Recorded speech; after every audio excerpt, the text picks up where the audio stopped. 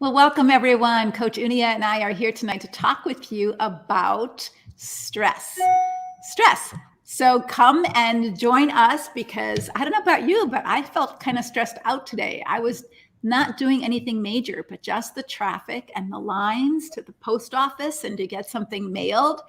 And I knew it was going to take longer than I had planned. And I could just feel my heart pounding and myself getting aggravated. How many of you just get annoyed over the tiniest little things in life sometimes, right? They stress us out. Welcome, Catherine. I'm so glad you're here. Those of you who've just joined us, welcome. Coach Unia and I are going to be talking about stress. So if you're here with us, just give a shout out and say hello. But tell us what stresses you out. What's the number one thing that stresses you out? Because we're going to try to talk to you about some tools to help you de-stress, but let's just define stress. What is stress to you? What stresses you out? Because life is full of stressors, but not all of us react to the same thing. Some of us can handle a traffic jam pretty easy, and others get all flipped out over a traffic jam. Hi, everyone. So what stresses you out? Yay, Sonia says, I need this. Yeah, I need it too. We all need a little stress relief at times. And sometimes we just need reminders that we have some tools, and God has given us some tools because He knows life is hard. He knows life can be stressful. He knows that life is difficult. He tells us in this world, you will have trouble. And so what stresses you out? Felicia says being alone forever. Okay. My biggest stressor seems to be time constraints. I can so relate to that. I don't give myself enough margin. And so when I bump up against the next margin of what I have to do next, and I'm not there yet, that can really stress us out. But Felicia, I'm curious about being alone forever. In your picture, you don't look all that old. So what makes you think that you're going to be alone forever? We're going to get back to that in a minute. But this is something that stresses us out. It's kind of worrying about what might never happen, but we're still worrying about it. I kind of wrecked my first half of my life doing that. Kimberly says criticism. People who are not honor my boundaries stresses me out. Another Kimberly says, when I know I need to leave, but the kids or hubby is going really slow and I can't get them to go faster. Continually trying to figure out my marriage stresses me out, even though I'm separated. Uncertainty about the future, the effects of divorce on my children. Yeah, lots of different things that stress us out, huh? Yeah, what else stresses you out? Unia, what stresses you out most? Some of this resonates with me. If something happens where I'm being maybe misunderstood, and I can just really go in my head, and I can go round and round in my head, and we can talk more later about what I do with that. But that's one of the things that you just can't control, right? What people you, or if they misunderstand you, or like that. But also, some of you guys might know this, but if you don't sleep very well, then your cortisol levels will just be higher during the day. And so that kind of has a stressful impact on you. You just are up all day, higher level of cortisol. That's kind of what we're here to talk with you about today. Yeah, Sonia said, depends if I get sleep, how much sleep I got. So this is an interesting thing, this whole topic of stress, because I think as Christians, we don't give enough credibility to God's attention to our body. And our body is what holds the stress. Our body feels tense, our body feels shaky, our body feels sick, our body feels anxious, and our body holds the stress of whatever is going on, whether it's going on here or it's going on out there, or it's going on out there, and then we're interpreting it in here also. But our body is what God is caring about, because He wants us to live in safety. He wants us to rest in Him. And He tells us these things, but we don't really know exactly what that means or how to do that as a Christian. And we can see by the feed that lots of different things stress us out. And so one thing that I would try to separate them is there's external stress, like other people, like a loss, like a divorce, or a new situation that you're not familiar with, going to a new job or a new neighborhood, or kids going to a new school. That uncertainty out there, what that's going to be like, can stress us out. And then the other thing that stresses us out is sometimes inside. We have not enough sleep. We have unrealistic expectations of ourselves, like we need to do everything perfect, or we can't fail, or we need to make everyone happy. And so we've got these internal kind of rules that we have to live by. We feel guilty because someone's upset about us, because we were bad, because we didn't make everyone happy. And so we've talked about those limiting beliefs, but sometimes our own internal beliefs. I've sent you some videos now. I'm not doing enough. And so we feel stressed, like we need to get more done, or I'm not getting enough. And we feel stressed because life isn't giving us what we feel we would deserve, or what we need, or we might feel like we're not getting enough to be happy. And so there's stress coming from everywhere. And so how many of you feel it in your body, and where do you feel it in your body? Unia, where do you feel it most in your body when you're starting to get stressed out? I think that there's tension in my shoulders, and I hold my breath a lot. Yeah. And so I always know that I'm de-stressing when I, spontaneously take a breath. Mm-hmm. Yeah, I feel it right through here. I can just feel like almost like I'm like my chest is just crunching up, and I have to start breathing, and I can feel myself, and I'm thinking people must look at me at the store. I'm like taking these deep breaths. There's nothing obvious going on the outside. I'm just wired up on the inside. And so, yeah, you feel it in your body. Some people, a friend of mine gets really bad tension headaches, or their muscles start spazzing in the back of her neck, shoulders, jaws, chest. Yeah, gut, neck, shoulders, headaches. So our body is carrying this. Our body is feeling it. So we want to talk about some of the things that you can do to help yourself reduce your stress in the moment. And so I just want to get one thing out of the way, because I think this is obvious, but Uni and I were talking about this before we got on. We're looking at all the tragedy in Kentucky with the tornadoes, and those people are stressed out right now. It's 2 weeks before the holidays. They don't have a house. They don't have anything ready for Christmas. Maybe they can't find somebody that they love. They don't have food or water or heat or electricity. Those are overwhelming stressors. When you get divorced, that can be an overwhelming stressor, right? In that moment, it's just, life is really hard. And study after study after study shows that when you have community of people who care about you, that you're not alone when you're going through stuff. When you have people who you can trust and you feel safe with, that doesn't eliminate all the tragedy that's going on in your life, but it helps mitigate the internal burden of all that care. When the Bible says, bear one another's burdens, that in those times of overwhelming circumstantial stress, we are to be the body of Christ and bear one another's burdens. And when you have people in your life that help you bear some of those burdens, it takes off some of that stress. I remember when my brother's wife died unexpectedly, and he was so out of his mind with fear. Like, I don't know how to manage a checkbook. I don't know how to raise 3 children. I don't know how to be mom and dad, and just having family and friends and church people and a financial planner sit with him and help him through all that just took some of that stress down and helped him thrive instead of feel like he's dying inside. So make sure that you have a strong support system, especially when you have external stress. But what about that internal stress, when we're just fearing the future, or we're just annoyed in the moment, or we're just not getting enough sleep, and so our body isn't getting the rest that we need to cope with the next day's just ordinary stuff? What would you say is one of the most important things that we do? Are you asking the group, Leslie? Or I'm asking the group, or I'm asking, well, I'll ask you in a minute, Unia, but what do you guys think? What's the most important thing you do when you're feeling that overwhelmed feeling, when you're feeling that bodily tension? What do you do to shake it off, or what do you do to lessen it? What do you do? And some people say exercise. Exercise, that can be really helpful. What else do you do?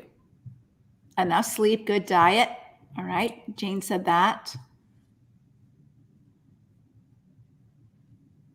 Someone said pray. Pray. Okay, the Bible tells us prayer is, take everything to God, for he cares about you. Let all your cares rest on God.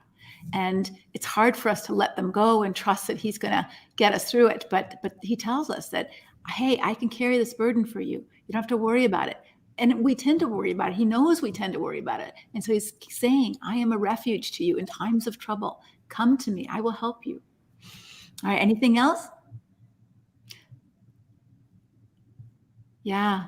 Tanya says the stress of being responsible for family, bills, house, pet, holidays, everything due to separation is so hard. Stressing about work stuff. Yeah. So sleep is one thing. But Uni, what would you say one big thing is that you do to help decrease stress? I think that there is so much good information out there about stress, but God has made us mind body connected people. And so for me, it's, you know, as I'm doing something for my body, it's always what's happening in my mind. I think I also tend to be like a cognitive based person who's Mhm. learned that I have a body. Um, but so when it's something that's like not under my control, like what I was talking about before, like misunderstandings or whatever, I tend to right away think about the big picture of like where God is in all of it, and I just tend to give it to God. Um, Mhm. Yeah, I have on the banner thinking about our thinking, because our thinking affects our body. We learned that in the webinar, and it also, as my thoughts trouble me, the Bible says in Psalm 55:2, I am distraught. My body is distraught. So I'll just give you an example. So at 5 o'clock tonight, which is my time, Mountain Time, you're 7 o'clock, you're Eastern Time if you're on Eastern Time.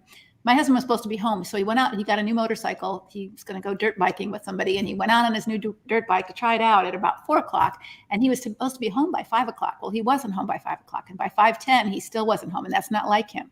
So I started to think, oh my gosh, he's been in a motorcycle accident.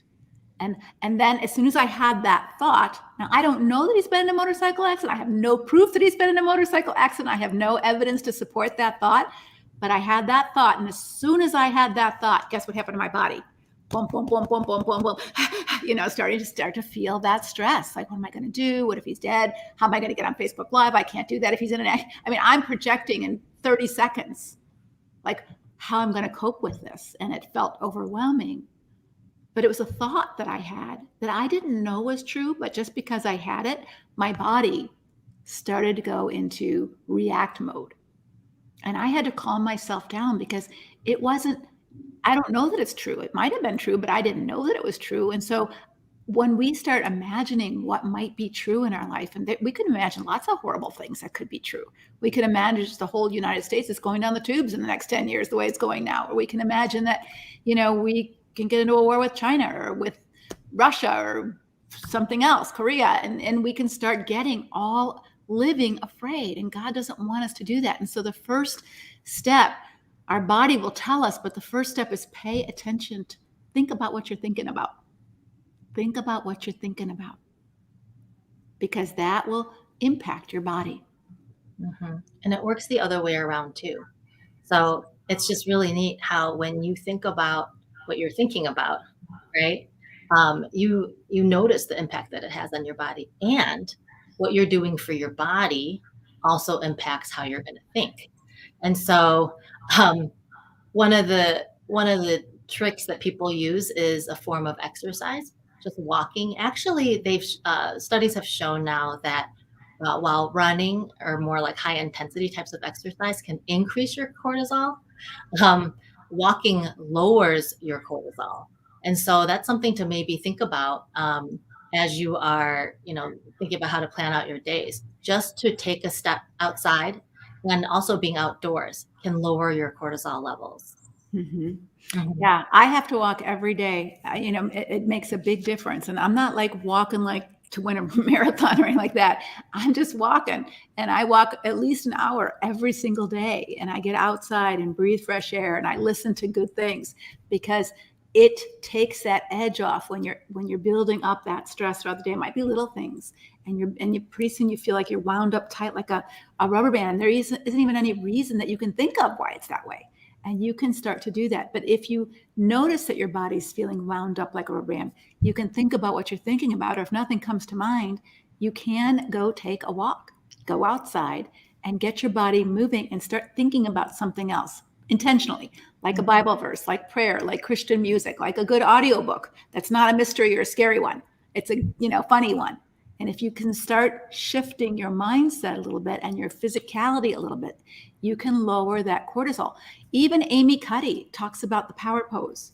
So if you feel anxious and afraid, we typically sit like this when we're anxious and afraid, right? We curl up and we sit, like, oh my gosh, oh, that's how we sit when we're anxious, afraid. So she says, when you get up and you do the power pose, the victory stance like that, that increases testosterone, which is your more assertive hormone, and it decreases your cortisol. And studies have shown just doing that for 60 seconds can make a big difference in that cortisol level. And you definitely want to do that in a way to help your body cope with whatever's going on. Yeah. So as you guys are hearing us talk, and as you guys are seeing people write things in the feed, and a lot of good ideas, and it seems like you guys have different ways to manage stress, and it's really helpful. The kind of common theme is connecting. So we're talking about connecting to what's true, not like what's imagined in my mind, the stories that I tell myself, but what's true. And God has written his word and has given us his word to lower cortisol, to co-regulate with us, to help us to not be so stressed out. He sees, like Leslie was saying, he sees exactly what's happening in our bodies. And he has given us kind of a blueprint. Not only a blueprint in his word, but also like just in nature, right? So we're talking about connecting to what's true, connecting to ourselves, our bodies, right? We can get very disconnected, being on our cell phones, or even from like what's actually going on. We have a lot of anxieties about what is going to happen, or all the things that we can't manage.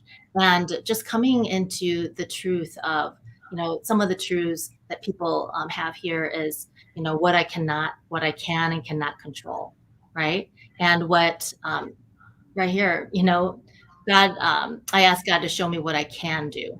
God can do what he can do and what I cannot do, right? And so just prayer. And prayer is actually a way of being connected to other people too. So we're talking about connection here, connected to your body, connected to the present moment, and connected to the truths of God. And so as you hear different suggestions, or as you're seeing the different suggestions posted, everybody's nervous systems work a little differently for different reasons, right? And so making a menu for yourself and trying these different things out. I would really just start to jot these things down, because everyone's menu is going to look different and what hits home. For some people, breathing might be a godsend for you. Other people, and I'll say a little bit more about breathing in a bit. Other people, breathing is the last thing they want to think about, because breathing is so hard for them, right? And so the different things that you guys, and that's why we come into community together, right? And see what works for you, and get a menu for yourself and start trying them out. And it's going to be mind and body things, and connecting yourself to God's truth, community of other people, and that's one. Yes. One of the things that I've been saying to myself, Unia, recently, when I find myself anxious about the future. So I share this sometimes in some talks I give, but the first half of my life, I lived with a disease called worst case scenario disease. And I always imagined the worst thing that could happen. And I think it started, in my childhood with all the trauma that I went through in childhood. But when I was first married, I was pregnant with my first son and my only child, and my husband got cancer. And so I was always thinking, okay, the worst thing that could happen is he could die and I'd be left alone. And the next worst thing could happen, I could have a miscarriage. And then the next worst thing could happen is he could, have a problem with his birth, and he would, have, a birth defect, or he would have his umbilical cord wrapped around his neck. And then the worst thing that could happen is, he would die when he's born. And then the next worst thing that could happen is my husband would die after that, and I was like thinking this all the time. And so I ruined my first and only pregnancy thinking about all the things, and it just didn't stop then, so then he was little and he could, break his arm, or he could get kidnapped, or he, everything that bad could happen. He could die of sudden death syndrome. He could, all the terrible things that could happen to anybody, I thought of them. And And my kids started really, I have an adopted child, a daughter too. They really started calling me on that. Mom, you're always thinking the worst that could happen. You're always worrying. And it was true. And I was making myself physically ill by all the worrying about what might happen to them, to my husband, to me. And I just have to say that finally God woke me up and he said, none of that has happened.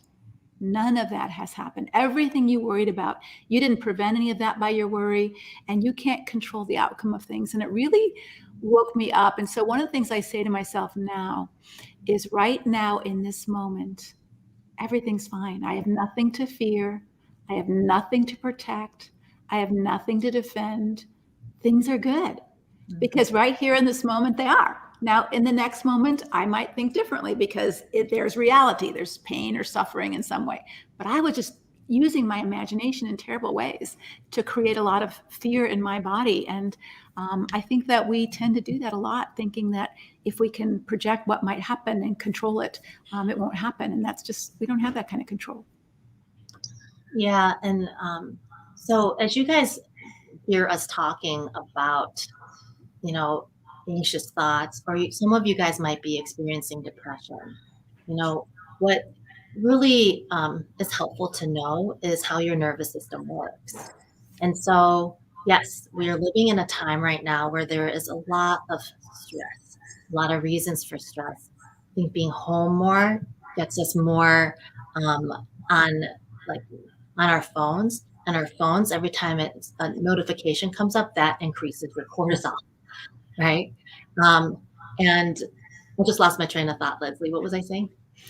I think just we're living in a stressful time, and especially the cell phone stuff and the addiction to technology, I think increases our cortisol levels, which makes us more irritable. I can find when I'm spending too much time on here, I'm just kind of cranky.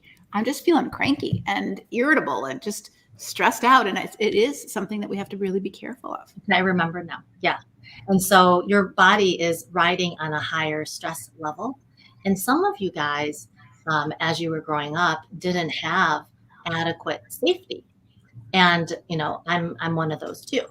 And so our bodies lay down pathways of safety. And if we don't have adequate safety as we're growing up, then our bodies don't develop that ability to regulate stress. It's that process of co-regulation, right? Good news about this is that our nervous systems are always changing. Our brain pathways are always being formed, something new, right? So God is always, he's made us in an amazing way. Yeah. Mm-hmm. Right? And so that's what we're here today to talk about, reducing stress. It's really so important. And what can end up happening is when you haven't had adequate support as you were growing up, or even in your adult lives, and our culture is set up that we're just produce. That's America, right? And compare and, coveting what you don't have, that kind of mentality, right? And the way that we think, that can stress us out even more. So we can ride in that higher anxiety state, and our bodies can kind of just have that as the new normal. And when your bodies are we can use the word not regulated or dysregulated when you're living in that state of constant anxiety, which is, living in that fight flight state, right? That can affect how you think about things. Yeah. And then the higher levels of stress, you guys, is depression.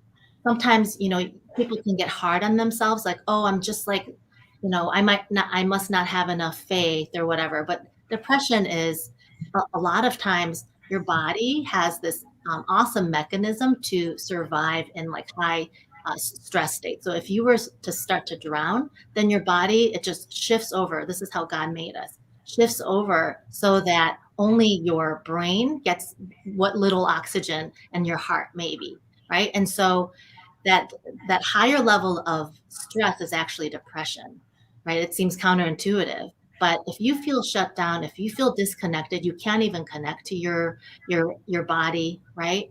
If you feel unmotivated, right? Rather than saying like there's something wrong with me, like God is unhappy with me, know that God sees you with compassion and kindness. And that's why it's so important to really think about how we can support our bodies and our minds to reduce that stress level. And I think this is the going back to our thinking, paying attention to our thinking as Christian women. I think, especially in my generation, and maybe even some of the little bit younger, we weren't taught to take care of ourselves. We weren't taught to value taking care of our body. We were just taught to serve, serve, serve, give, give, give, do, do, do. I mean, those were the marks of a good Christian woman. And so we never knew, we weren't taught by our mothers and our grandmothers and the older women in our life to say, wait a minute, honey, you need time for you. It's okay that you don't make a Norman Rockwell Christmas for everybody else if you're totally stressed out by this thing. It's okay for you to read your Bible every day without feeling guilty. It's okay for you to take a walk. It's okay for you to read a book that you enjoy. It's okay for you to paint a picture if you feel creative urges to do that. You don't have to just revolve all of your doings around taking care of everybody else and serving everybody else's needs, because that will stress you out when you don't nourish yourself through sleeping, eating, creativity, mindfulness, and resting. You get burnout, and burnout starts with anxiety and it finishes with depression, because like Unia said, your body is just done feeling anything and you just go numb. Mm-hmm. Yeah. And so we want to really help you guys create a menu for yourselves. So, a question that I want to ask is, what is pleasant for you, right? Because you cannot enjoy what's pleasant and be running for your life from a bear at the same time, right? And so the more you pay attention to what's pleasant and give yourself time to be with what's pleasant, there you are retraining those pathways, both in your body and in your brain.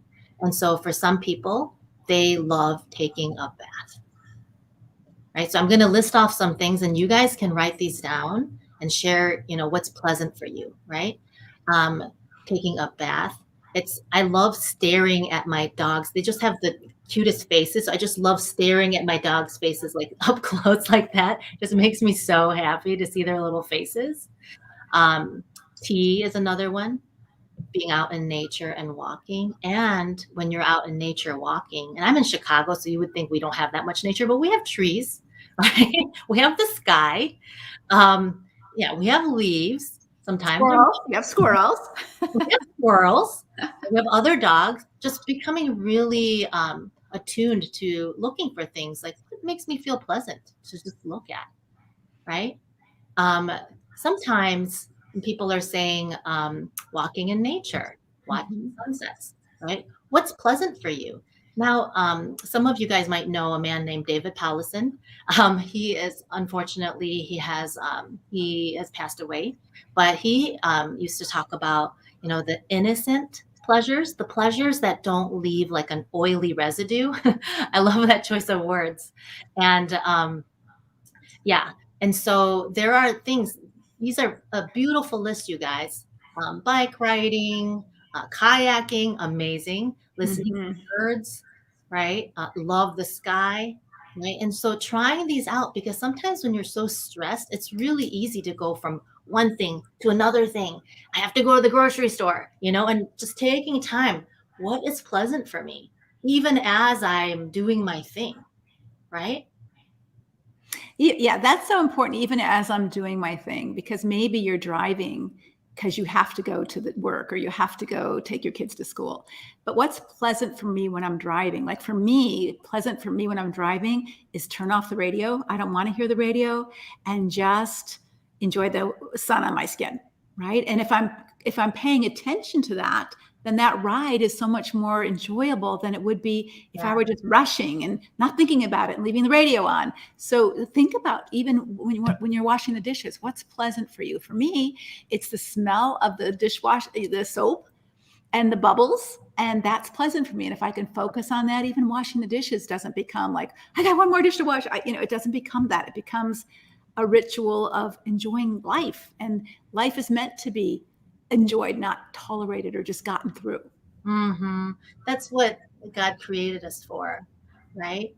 And I'm seeing Angela and Christina are saying singing. Maybe others have said singing too. The interesting thing about singing is it's regulating for your nervous system because the out breath engages the calming side of your nervous system. So, okay, I'm not a singer, but right? Let's all do it. Come on, girls. All together now. Yeah, Leslie and I prepared a song for you with harmonies. Maybe we should do that one day, because laughing also is good for your nervous system too, is regulating. But yeah, that out breath. So for some of you, if breathing doesn't seem to help, then maybe trying to pay attention to just breathing out longer than breathing in. Or for some of you, if paying attention to your breathing isn't too frustrating for you, because for some people, I understand that can be, just noticing your breath. So why don't we just go do this together now and just see how it feels. And I love you guys are continuing to share these ideas. Yes, create a menu for yourselves so that you can be an expert on supporting your own nervous systems. Because all of these things that we're talking about, when you say something feels pleasant, it's actually having an effect on your nervous system. Probably your cortisol levels are going down. When you smell something pleasant, it's probably going down. And so this is supporting the nervous system. I had a story to share. I was with a friend of mine at a speaking event probably 10 years ago. And I'll never forget the moment that God woke me up to this. We were getting ready for bed. We both, professionals. She's an author, I'm an author. We were speaking at a professional counselors conference. And she was rubbing cream on her body. And she was rubbing in such a sensuous way, not in a sexual way, but just she was finding it pleasant. The cream, the rub, the smell. And I was looking at her doing this and I'm thinking, I have never done that for myself. And so from that point on, every morning, I said, I'm going to get cream that smells really, really good. And every time I take a shower, I'm just going to rub that on. And it really does. When you take care of yourself, and it doesn't have to be expensive or take a long time, but just this was pleasant. This is a pleasant way of reminding myself that my skin is important and my skin needs nourishment too. Mm-hmm. Just simple things. Mm-hmm. Yeah. So I want to see, I know that I said we were going to do a breathing exercise, and I want to see what this person wrote too. So what do you want to do, Leslie? Should we do the exercise now and read this later?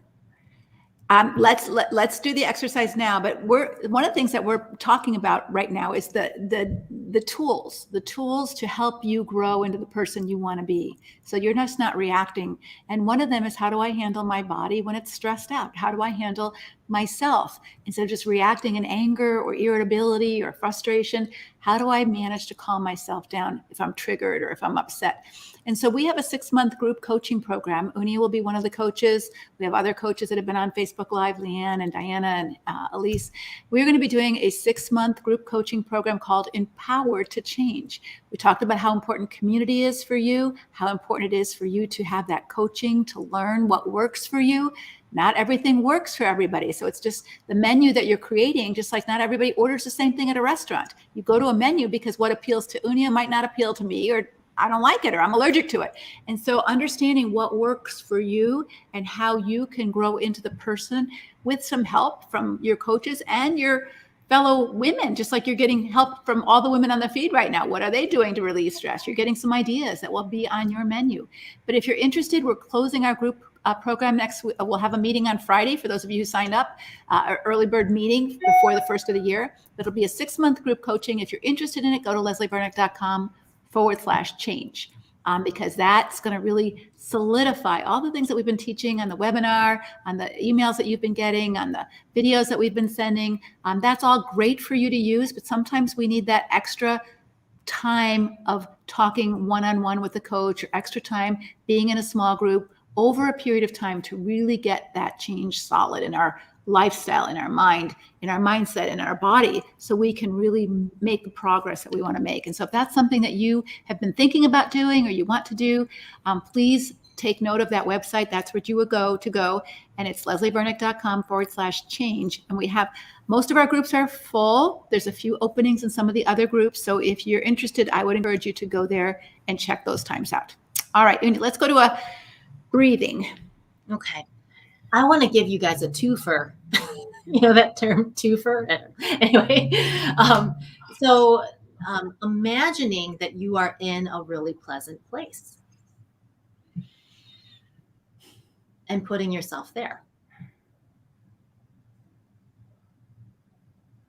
And using your five senses to just take that in.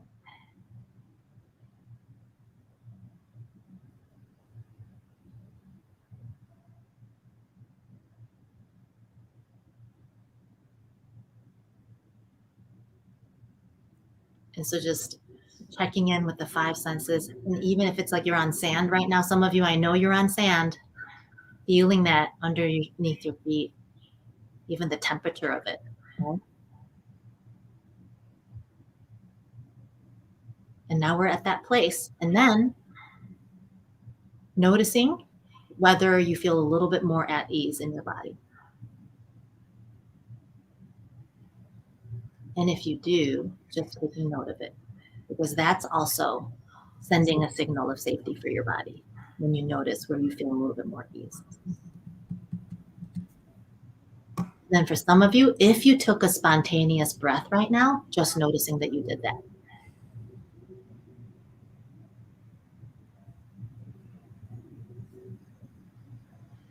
Okay. So now we're just going to come into the present and just notice. Now we're talking about connection here, connecting to the present. So connecting, right, to your support at your back. I'm sitting on a yoga ball. I have no support at my back, but I'm pretending for myself.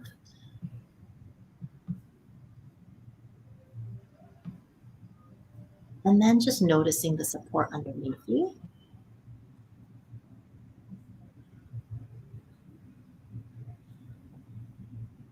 Especially noticing your feet.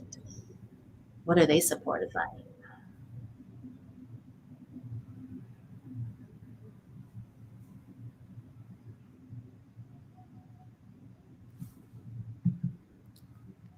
And then noticing the air around you.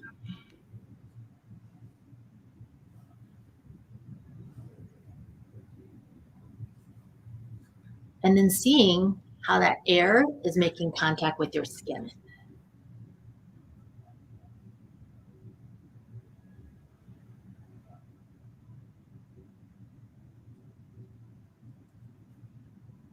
And then seeing if there's anything different about your breath.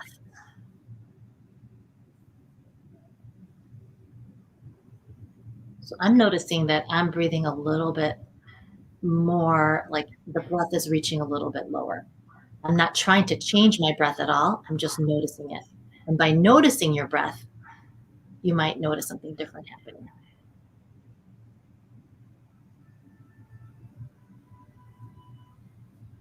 And also just being curious if your breath goes to the same place each time or a different place.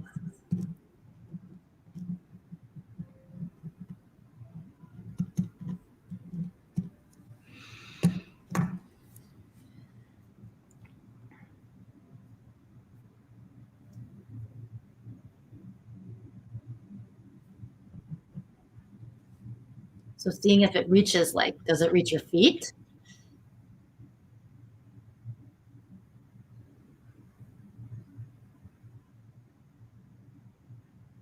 Does it reach up to your shoulders?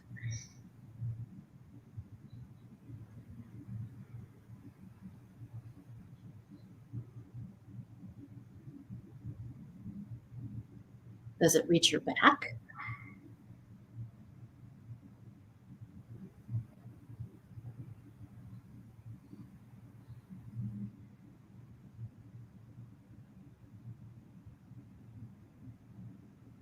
And then just checking inside your body to see if there's any place that just feels a little bit more at ease again.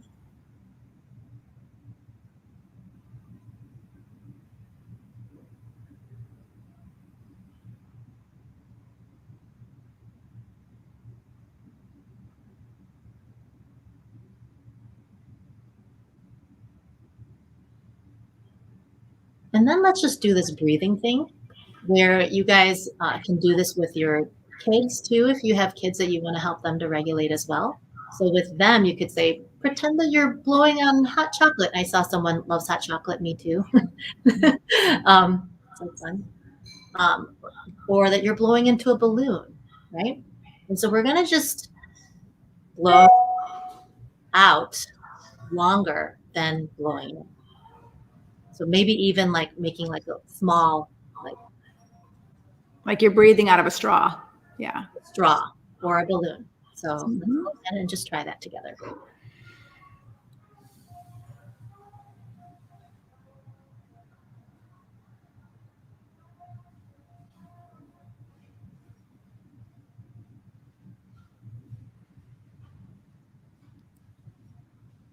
And then for the in-breath, just letting it happen naturally.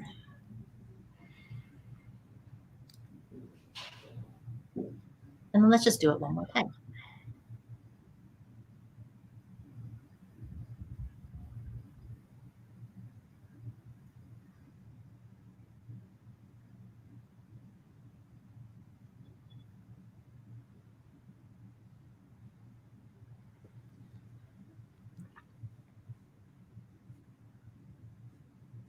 A favorite one that I always like to share, because it just works so well for me, is just looking at the most farthest place, distance-wise. So if it's in the room, that far corner, or if it's out your window, it's pitch black right now. It's 7:10 in Chicago. It's pitch black. And just looking at the farthest place.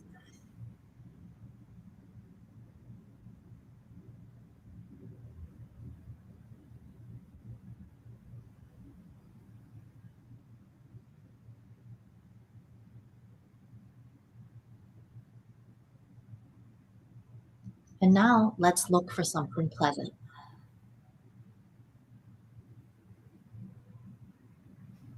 So I'm looking at a plant. I became obsessed with plants during COVID.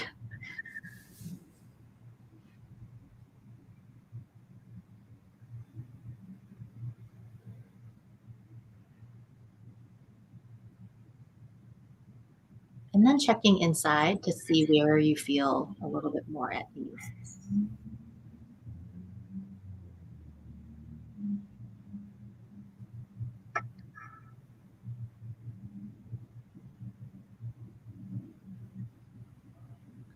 The reason I ask you that question is because that helps build new pathways in your nervous system and in your brain. Paying attention to what is calmer or just a little bit more at ease inside your body helps to retrain your brain, rather, because you can't do that and be running from a bear or choose your predator. Mix it up every time, right? Or your tiger or whatever. You can't do that and be noticing what's pleasant in your body at the same time. So you're retraining your brain. And this is sort of what Paul says in Philippians 4:9, where Paul is not unacquainted with suffering and unacquainted with bad things that happen in life. He says that. But he says, hey, whatsoever things are good and true and right and noble, let your mind dwell on these things. It doesn't mean that we never pay attention to anything bad. But if we're in stress mode, we're paying attention to everything that's bad. You know, we're looking and we're scanning our environment for danger, bad, or stress, and so by doing what Uni is saying, she's saying, hey, we have to be really intentional for looking for the beauty, for looking for the pleasant, for looking at what's good, for looking at what calms us, what soothes us, what is pleasant. Because if we're not intentional about that, the stress just keeps going up, up, up, up, up. And so by forcing just this 5 minutes of focused intentionality of I'm going to notice, I'm going to put my eyes on things that are good and beautiful and true and right instead of everything that's going wrong in my life. That will help go get your nervous system back down a few notches so that you can cope with your current life. Mm-hmm. Yeah. So I'm seeing Linda said, wow, I needed that. So that, yeah. And then we talk about staycations, but Unia just took us on a staycation. Like we didn't have to go anywhere to be at the beach or to be in the mountains or to be, bird watching or whatever is a peaceful place for you. And I love, and I'm going to close with this, and then we're going to answer your questions for a few minutes. I love how the psalmist says this. He says, the Lord is my shepherd. I shall not want. He makes me lie down in green meadows. He leads me beside the still water. So here it is. God's doing it right in nature, and he restores my soul. So God's saying, I'm going to take you here, and you got to take a respite here. And I'm going to lead you beside the still waters, even if it's in your own head and your own imagination, because that's where restoration takes place. And so if you want to de-stress your life, it's not about creating a bubble that you live in, because life is hard. Jesus says, in this world, you will have hard. There is tribulation, but be of good cheer, because notice, I have overcome the world. Notice, I am with you always, even till the end of the world. Notice that I am with you always. And so those are the things that we forget about in our times of fight and flight, and in our times of stress and irritability. We just get caught in all of the things that are wrong and negative, and they're there for sure. But we have to be more intentional about changing the channel at least a couple times a day to calm ourselves down so that we can cope better with what's going on. Definitely. So you guys heard us say body and mind, right? Mm-hmm. Yeah. Mm-hmm. Believing the truths of God. I just want to say God is not punishing you. I've heard this sometimes when people like a bad thing happened, God must be punishing me. God, he's a gentle God, right? He's a kind God. So just remembering that, right? God is a God of joy, right? He overflows with joy, and he wants joy and peace and healing and flourishing in your life. Mm-hmm. Mm-hmm. Yeah. So we have a couple questions, and let's just, okay, Leslie, recommendations of good smelling cream. I saw some on the post. So I have an oil that I really like, and I can't think of the name of it. It's an organic oil, and it smells like coconut, that coconut like body lotion, or the coconut suntan lotion. It smells like that for me. But I'm a sucker for all kinds of things, even making your own, like taking some lavender and oils and mixing it in your Cetaphil. You've got a big tub of Cetaphil, and you just put some essential oils in there that have some odor to it, and just creates a pleasant smell. Depending on, peppermint is in the morning when I want to feel a little bit more energized, and lavender's at night if I want to relax and smell that really good smell. I take a little thing of essential oils even when I travel, and I always put it on my fingers and smear it on my pillow, so that when I go to sleep at night, that's a familiar smell for me, so that when I'm sleeping, I'm not thinking, oh, I'm in a hotel room and I don't like the sheets. And I'm thinking, oh, this smells like sleep. I can go to sleep now. And so I've trained my body that's that smell that we smell at sleep time. And so you can do different scents and just use neutral creams and make them smell as good as you want them to smell. That's such a good point. What a good idea. Because some essential oils, you smell them, you're like, I really like this, right? You can put that in your lotion. Yeah. Yeah. So if we are in Conquer, this is our membership group for women in destructive marriages, and want to be in group with other Conquer sisters, how can we do that? So we have some Empower to Change groups for only Conquer sisters, because not everybody who joins Empower to Change is in a destructive marriage, nor do they want to be with only women in that situation. So we do have some women who want to be all together because that is their main stressor, and they want to have the freedom to talk about that a lot. We have groups for just those women. And so if you want to be an Empower to Change and you're also in Conquer, reach out to us, reach out to Martha at leslieburnick.com, and she will get you into a Conquer only group, or at least give you those options if you'd like to be a part of that. And then if we can't afford that, is there something cheaper we can do? Absolutely. There's lots of free things you can do. There's books you can read. There's YouTube videos on stress reduction you can do. There's my blog that you can have a community. It's a completely free community on my blog. We do a lot of these Facebook Lives. They're completely free. So, not everything is for everybody, but Empower to Change is a group coaching program. And it is costly because sometimes, we're paying our coaches and we're doing curriculum and we're doing all kinds of things. So that's a completely different thing for those who want that extra hand holding, that extra coaching, that extra one-on-one or run to group. We have 15 people only in a group. So you get to know those women really well, and you stick with those same women for 6 months. And so there's a sense of community. There's a sense of getting together, and that requires a commitment from you of time, money, and energy. But there's plenty of other resources that we offer I have hundreds of YouTube videos out there. We do lots and lots of Facebook Lives, just like this one. We gave you a lot of great tips. What you don't get is you don't get the one-on-one or the one-to-group coaching in the small group environment, because then we have to, charge for that because it costs us to do that. All right. So we have both, and pick which one is best for you at this season. All right. Is there any other questions? Because I don't see any other questions up here. If there's any other questions about the menu, the tools that we have given you for today, I think the biggest word that I have gotten from our talk is noticing. Noticing that you're getting tight, noticing that you're getting stressed, noticing that you're you're not feeling well, that you're tense, and not shaming yourself for that. It's sort of like when you go in the mirror and you notice, oh my gosh, my mascara is all down here. You don't like say, oh, you're so ugly. You don't do that. You say, oops, I need a Q-tip and clean it off, right?